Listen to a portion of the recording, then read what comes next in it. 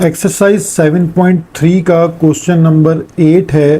Find the equation of straight line from the family of straight lines through the point of intersection. ठीक है, और हमें एक part में दो लाइंस दे रहा है and is perpendicular to the line. अभी पहले तो क्वेश्चन को आपको समझना है, ये मोस्ट इंपॉर्टेंट क्वेश्चन है पेपर पॉइंट ऑफ व्यू से। यानी हमें एक ऐसी लाइन फाइंड आउट करनी है जो इस लाइन यानी जो गिवन लाइन है ये L1 है और ये L2, इन दोनों के पॉइंट ऑफ इंटरसेक्शन से गुजरती है। ठीक है, ये देखें, ये मेंशन कर रहा है पॉइंट ऑफ इंटरसेक्शन। यानी find the equation of straight line, हमें फाइंड करनी है जो फैमिली ऑफ स्ट्रेट लाइन के पॉइंट ऑफ इंटरसेक्शन से गुजरती है। यानी अगर मैं आपको रफ डायग्राम से थोड़ा सा इसका किस्सा समझा दूं तो ये L1 एक लाइन है और एक L2 लाइन है। ठीक है, ये पॉइंट ऑफ इंटरसेक्शन है। जो रिक्वायर्ड लाइन है वो यहाँ से गुजरती है। ठीक है, और ये लाइन परपेंडिकुलर हो जाती है एक इस लाइन के ऐसे। आगे एक लाइन है जो आपके पास ये 6x minus 7y minus 18 equal to 0 है। अब रिक्वायर्ड लाइन आपके पास ये है रिक्वायर्ड लाइन जिसकी आपको इक्वेशन बतानी है। ठीक है, तो वो फैमिली ऑफ लाइंस यानी L1 L2 के पॉइंट ऑफ इंटरसेक्शन से गुजरती है, और जब उसको आगे आप एक्सीड करते हैं तो वो एक और लाइन के परपेंडिकुलर होती है, यानी मीन्स वो 90 डिग्री एंगल बनाती है उसके साथ। अब आपको ये बात जहन में रखनी है कि जब परपेंडिकुलर का वर्ड यूज़ हो और पैरेलल का वर्ड यूज़ हो तो ये स्लोप्स की कंडीशन होती हैं। कंडीशन ऑफ स्लोप्स दो तरह की हैं, एक पैरेलल और एक परपेंडिकुलर। तो परपेंडिकुलर कंडीशन क्या है? Product of slopes equal to -1। तो जब ये जहन में आप इसकी स्कीम बना लेंगे तो अब इसको सॉल्व करना आपके लिए इजी होगा। देखिए हमारे पास यहाँ कंडीशन ये है, फैमिली ऑफ जो स्ट्रेट लाइन है इसके लिए हमारे पास एक कंडीशन हम यूज करते हैं by using L1 plus k L2। ठीक है, के यहाँ एक जस्ट नंबर है, इक्वल टू 0। जब भी दो लाइंस इंटरसेक्ट करती हैं स्ट्रेट लाइंस तो हम उसमें ये कंडीशन अप्लाई करते हैं L1 प्लस के L2। तो L1 भी लाइन हमेशा गिवन होगी और L2 भी गिवन होगी। तो आप L1 लाइन को यहाँ इसमें सब्सिट्यूट कर दें 2x minus 3y plus 4 plus के एज इट इज़। अब L2 पुट कर दें 3x plus 4y minus 5 equal to 0। इसको हम थोड़ा सा सिंप्लीफाई करते हैं, 2x minus 3y plus 4 as it is, ये हो जाएगा 3kx, फिर ये आपके पास 4ky माइनस 5k। ठीक है, अब आप x की टर्म्स को एक साथ कर लें, यानी 2x और प्लस का 3kx माइनस का 3y और प्लस का 4ky। अब कांस्टेंट टर्म्स आ जाएंगी 4 माइनस 5k। ठीक है, अब यहाँ से आपको देखें x कॉमन मिल जाएगा और यहाँ से y कॉमन मिल जाएगा। तो अगर आप x कॉमन लेंगे तो अच्छा, वेरिएबल जब कॉमन लेते हैं तो हमेशा राइट साइड पे लिखे जाते हैं, यानी ऐसे x, और यहाँ प्लस साइन यूज़ कर लें और y कॉमन ले लें तो हमारे पास y का कोफिशिएंट बन जाएगा -3 प्लस 4k, और ये हमारे पास कांस्टेंट टर्म बन जाएगी 4 माइनस 5k। ठीक है, अब आपको पता है कि x का कोफिशिएंट भी है, y का कोफिशिएंट भी है और कांस्टेंट टर्म भी है। तो x के कोफिशिएंट को a से रिप्रेजेंट किया जाता है, y के कोफिशिएंट को b से रिप्रेजेंट किया जाता है, और कांस्टेंट टर्म होती है c। ये हमारे पास स्ट्रेट लाइन की जर्नल फॉर्म है, ax plus by plus c equal to 0। मैंने इसको इसलिए मेंशन किया कि यहाँ से हम स्लोप को कैलकुलेट करेंगे। इस स्लोप को आप m1 का नाम दे दें, तो m1 और इक्वेशन का स्लोप आता है -a/b से। तो -a की वैल्यू है 2 प्लस 3k और b की वैल्यू है आपके पास -3 प्लस 4k। ये स्लोप आपके पास आ गया। अब अगेन आप उस लाइन का स्लोप निकालें जो परपेंडिकुलर लाइन थी। ठीक है, वो आपके पास गिवन लाइन है,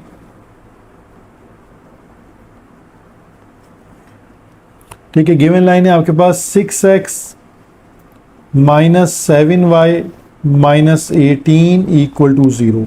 इसका स्लोप भी इसी फॉर्मूले से m2 कैलकुलेट कर लें, माइनस a अपॉन b। तो ये आपके पास a है और ये आपके पास b है, ठीक है। तो m2 स्लोप आपके पास आ जाएगा माइनस a है यानी 6 और b है -7 यानी 6 अपॉन 7। अब हमारे पास जो कंडीशन थी स्लोप्स की वो है परपेंडिकुलर, कंडीशन ऑफ स्लोप्स। तो हमारे पास क्योंकि लाइंस जो हैं वो परपेंडिकुलर हैं, तो परपेंडिकुलर में प्रोडक्ट ऑफ स्लोप्स को इक्वल लिया जाता है -1 के। तो m1 स्लोप जो आपके पास आ रहा है उसको पुट कर दें, -2 + 3k डिवाइडेड बाय -3 + 4k, ठीक है, इनटू, और m2 आ रहा है 6 अपॉन 7 इक्वल टू -1। इस एक्सप्रेशन को जब हम सॉल्व करेंगे तो हमें k की वैल्यू मिल जाएगी। यानी ये मल्टीप्लिकेशन इस तरह हो रही है आपके पास कि 6 को हम मल्टीप्लाई करा लेंगे, यानी -6 × 2 + 3k से मल्टीप्लाई हो जाएगा, और फिर 7 मल्टीप्लाई हो जाएगा हमारे पास -3 + 4k से, ठीक है, इक्वल टू हमारा एक्सप्रेशन है ये इक्वेशन -1। ये हो जाएगा -12 प्लस -6 3 = 18k, 7 × -3 -21 और 7 4 = 28k इक्वल टू -1। अब ये जो डिनोमिनेटर है इसको -1 से मल्टीप्लाई कर दें, -12 -18k इक्वल टू, ये हो जाएगा +21 और -28k, ठीक है। मल्टीप्लाई होने के बाद साइन चेंज हो गए।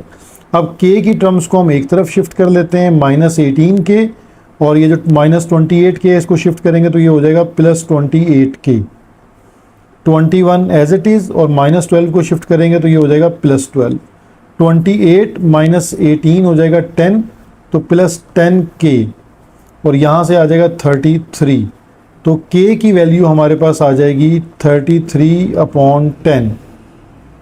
जो हमारी k की वैल्यू है 33/10, इसको हम अपनी इक्वेशन नंबर a में पुट करके रिक्वायर्ड इक्वेशन जो है वो फाइंड आउट कर लेंगे। यानी रिक्वायर्ड इक्वेशन हमें यहाँ से मिल जाएगी वह जब हम इसमें पुट कर देंगे पुट k इक्वल टू 33/10। तो यहाँ हम इसको पुट कर लेते हैं, 2 एज इट इज़, 3 × 33/10 और फिर ये x एज इट इज़, ठीक है। यहाँ पर भी हमारे पास इसी तरह है -3 4 33/10 और ये y, फिर इसी तरह हमारे पास कांस्टेंट टर्म में पुट हो जाएगा 4 - 5 33/10 और ये आ जाएगा इक्वल टू 0।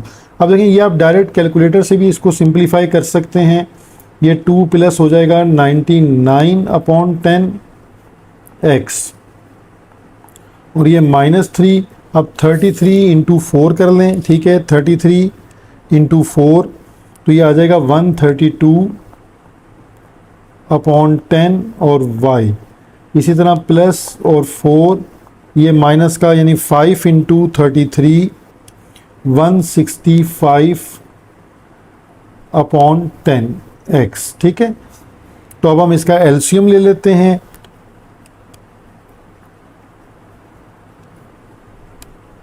अब देखें 1 बाय 1 इन ब्रैकेट्स को सिंप्लीफाई करते हैं, ठीक है। तो अगर हम अपनी इस फर्स्ट ब्रैकेट को सिंप्लीफाई करेंगे तो इसका रिज़ल्ट आएगा 119/10x, ठीक है। और इसी तरह जब हम इस सेकंड ब्रैकेट को सिंप्लीफाई करेंगे तो इसका आंसर आएगा 51/5। और जो लास्ट ब्रैकेट है हमारे पास, हम जब इसको सिंप्लीफाई करेंगे तो हमारे पास रिज़ल्ट आ रहा है इसका -25/10, ठीक है। अब इसका एलसीएम है 10। अब जिस स्टूडेंट को एलसीएम में प्रॉब्लम है वो इस पूरी टर्म को 10 से यानी मल्टीप्लाई कर दे तो भी उसका रिज़ल्ट सेम आएगा। और अगर हम इसको वैसे एलसीएम लेना चाहें इसका, तो इसका 10 एलसीएम आ जाएगा, ठीक है। तो फर्स्ट टर्म हमारे पास 119x सिमिलर रहेगी। अब देखें 5 2s are 10, या 10 डिवाइडेड बाय 5 करेंगे 2 एंड देन 2 मल्टीप्लाई बाय 51 जो है वो आ जाएगा 102y। और यहाँ पर हमारे पास जो है वो 10 डिवाइडेड बाई 2 5 आएगा, और 5 को मल्टीप्लाई करेंगे -25 से, तो माइनस का 125 इक्वल टू 0। और जो डिनोमिनेटर वाला 10 है ये मल्टीप्लाई बाय 0 होके ख़त्म हो जाएगा। तो हमारी जो रिक्वायर्ड इक्वेशन है वो है 119x plus 102y minus 125 equal to 0 is the required equation. Exercise 7.3 question number 8 और पार्ट बी है। हमारे पास दो लाइंस गिवन है and cuts off equal intercept की कंडीशन है। ठीक है, कट्स ऑफ इक्वल इंटरसेप्ट का मतलब होता है कि इनका एक्स इंटरसेप्ट और वाई इंटरसेप्ट जो है वो सेम होगा।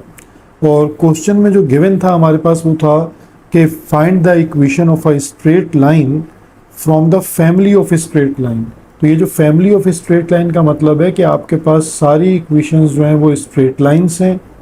ठीक है, एक इसका पर्पस ये हो सकता है सारी equation linear equation of two variables हैं। ठीक है, यानी जितनी इक्वेशंस आपके पास गिवन है और जो आपके पास आएगी ये सब linear equation of two variables x और वाई होंगी। ठीक है, ये फैमिली का ये मतलब है।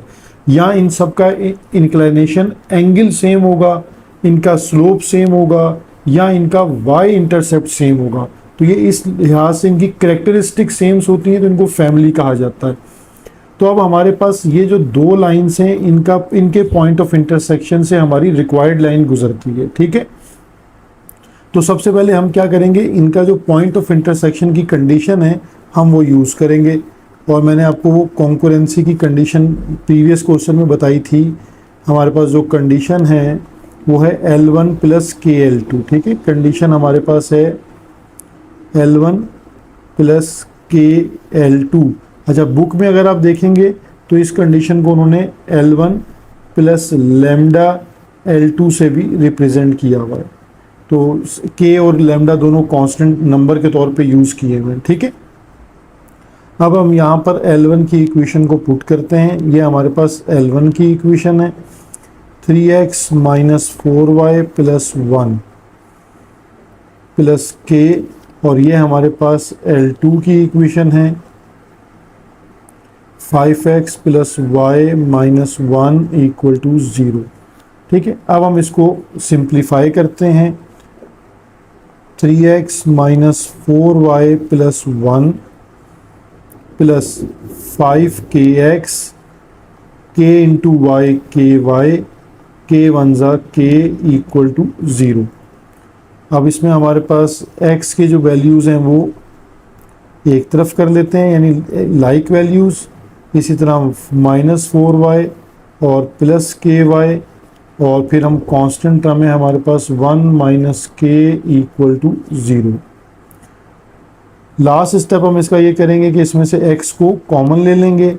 तो ये टर्म में से x कॉमन आ जाएगा, तो 3 प्लस 5k x कॉमन आ जाएगा, प्लस और यहाँ से -4 प्लस k और y कॉमन आ जाएगा, और ये कांस्टेंट टर्म है हमारे पास 1 माइनस k इक्वल टू 0। ये हम इक्वेशन नंबर 1 रिप्रेजेंट कर देते हैं। अच्छा, अब इस इक्वेशन को देखें हमें, क्योंकि इक्वल इंटरसेप्ट की कंडीशन है। अगर हम यहाँ पर पहले x इंटरसेप्ट की बात करें, x इंटरसेप्ट, तो x इंटरसेप्ट में क्या होता है कि आप y को 0 पुट कर देते हैं। ठीक है, और जब हम y इंटरसेप्ट की बात करेंगे तो वहाँ पर हम x को 0 पुट कर देंगे।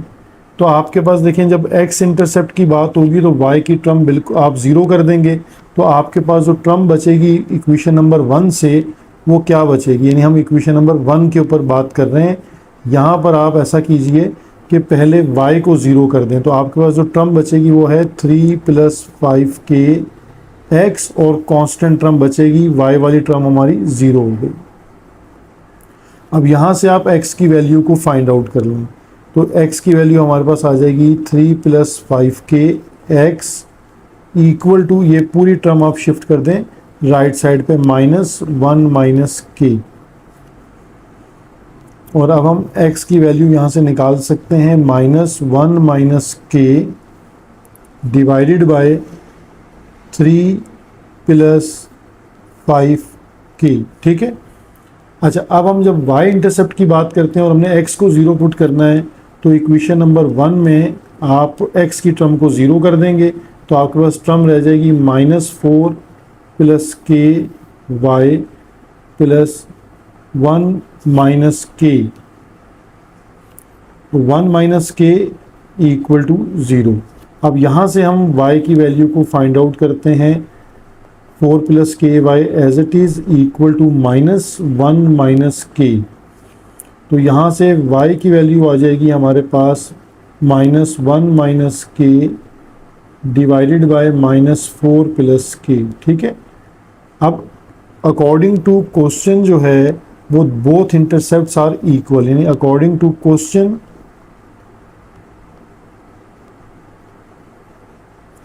इंटरसेप्ट्स आर इक्वल, यानी जो इंटरसेप्ट्स दिए गए हैं वो इक्वल हैं। तो आप इन दोनों वैल्यूज़ को इक्वेट करवा लें, यानी -1 minus K divided by 3 plus 5k equal to -1 minus K divided by -4 plus K. देखिए दोनों का न्यूमिनेटर कैंसिल हो रहा है, सेम था तो माइनस साइन भी कैंसिल हो जाएंगे, यानी पूरी टर्म कैंसिल होने के बाद हमारे पास रिमेनिंग टर्म है 1/3 plus 5k equal to 1/-4 plus के। यहाँ अब हम बाय क्रॉस मल्टीप्लाई करते हैं, ठीक है। तो बाय क्रॉस मल्टीप्लाई में हमारे पास -4 प्लस के इक्वल हो जाएगा 3 प्लस 5k के। यहाँ अब आप k की टर्म्स को एक तरफ शिफ्ट कर लें, और यानी -4 -3 और 5k माइनस के, तो -4 और -3 -7, और ये हो जाएगा 4k। यहाँ से हमारे पास k की वैल्यू बन जाएगी -7 divided by 4 equal to k। तो k की वैल्यू हमारे पास बन गई k इक्वल टू -7/4। ये वैल्यू आपको सब्सिट्यूट करनी होती है अपनी इक्वेशन नंबर 1 कि k की वैल्यू हम पुट करते हैं इक्वेशन नंबर 1 में, तो यहाँ हमारे पास इक्वेशन नंबर 1 के अकॉर्डिंगली ये इक्वेशन पुट करते हैं 3 प्लस 5, और k की वैल्यू है -7/4x। ये x की टर्म यहाँ से आ जाएगी। फिर इसी तरह y में पुट करते हैं -4 प्लस -7/4, ये k की वैल्यू हम पूरी इक्वेशन में सब्सिट्यूट कर देंगे, ठीक है। 1 माइनस -7/4, यहाँ सिंप्लीफाई करके हमारे पास रिक्वायर्ड इक्वेशन आ जाएगी, ठीक है। यहाँ हमारे पास आ जाएगी 3 plus minus minus 5 7 35/4x।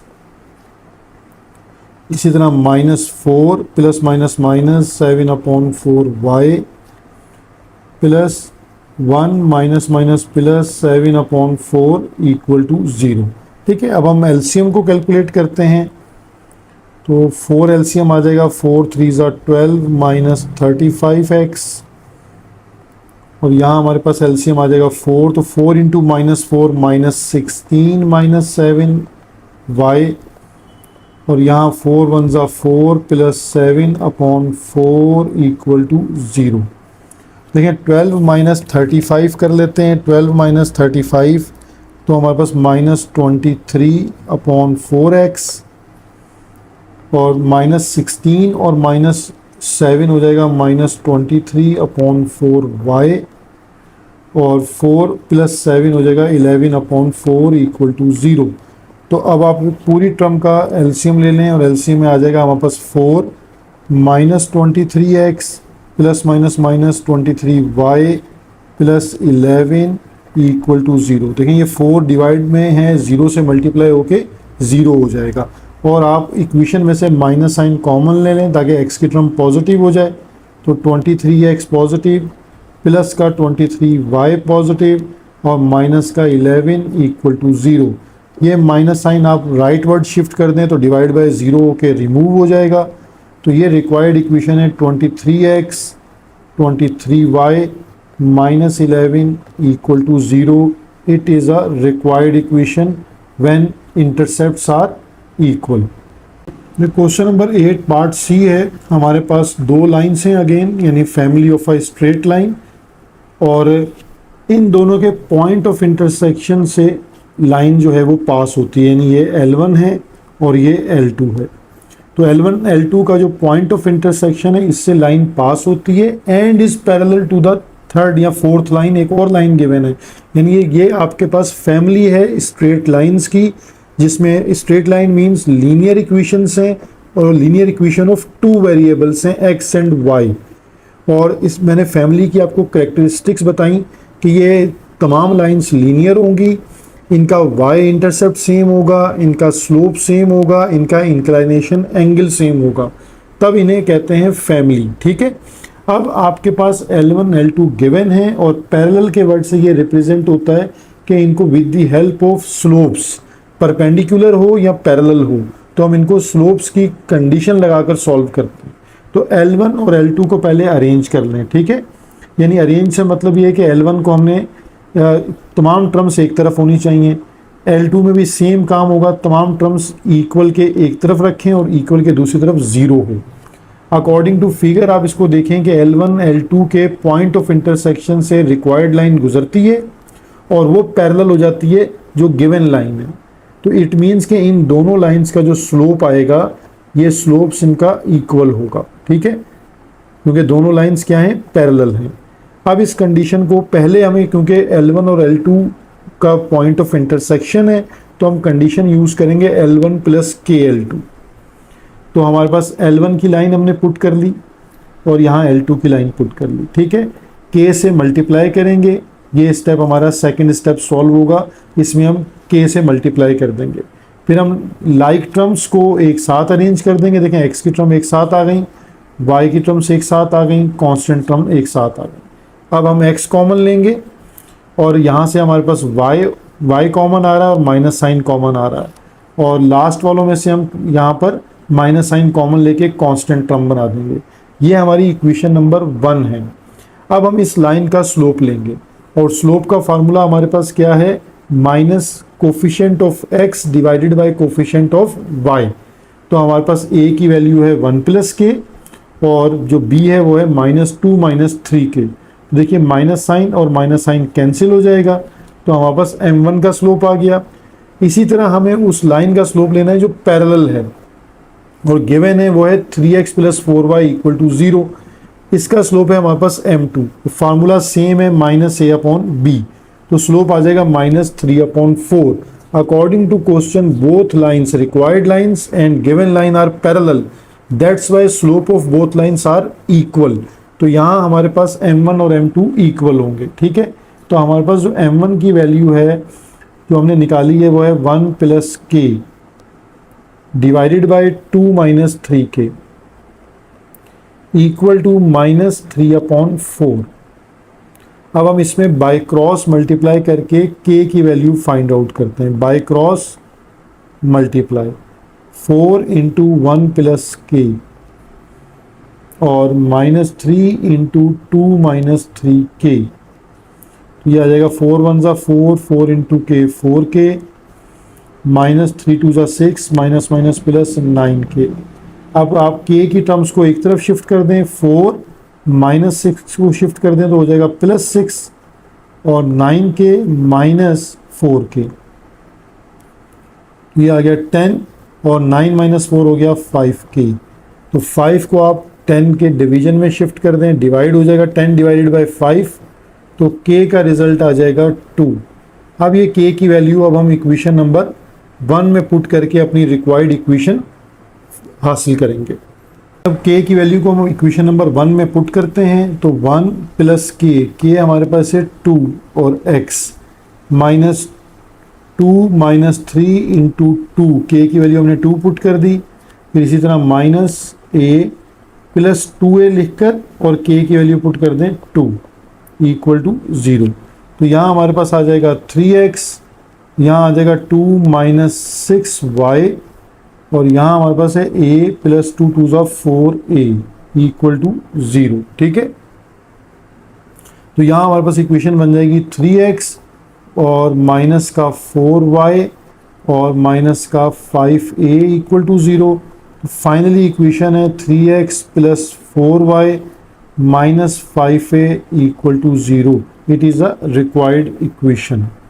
Question number 8 और पार्ट डी है। अगेन हमारे पास L1 L2 लाइन है। L1 L2 लाइंस को रेड कलर से शो किया है। इनका पॉइंट ऑफ कॉन्करेंसी या पॉइंट ऑफ इंटरसेक्शन बनता है। उस पॉइंट ऑफ इंटरसेक्शन से ब्लू कलर की रिक्वायर्ड लाइन है जो हमें फाइंड करनी है, and that line is perpendicular to the line 3x plus y minus 6 equal to 0। तो वर्ड परपेंडिकुलर यूज होने से कॉन्सेप्ट क्लियर हो गया 100% कि आपको स्लोप्स की कंडीशन यूज करनी है। तो ये जो ग्रीन कलर की लाइन है और जो ब्लू कलर की लाइन है ये 90 डिग्री एंगल बनाते हैं, तो इनके स्लोप्स की प्रोडक्ट इक्वल टू -1 होगी। और अब हम यूज करते हैं by using condition of concurrency. Concurrency means intersection, के दो लाइंस या more than two lines are intersected on the same point.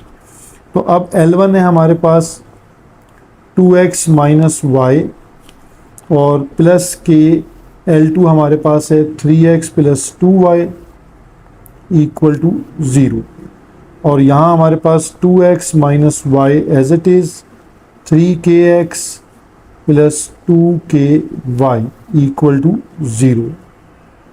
Same like terms को एक साथ लिखकर हम कॉमन ले लेंगे, ये 3kx और यहाँ हमारे पास हो गया 2ky और माइनस वाई इक्वल टू 0।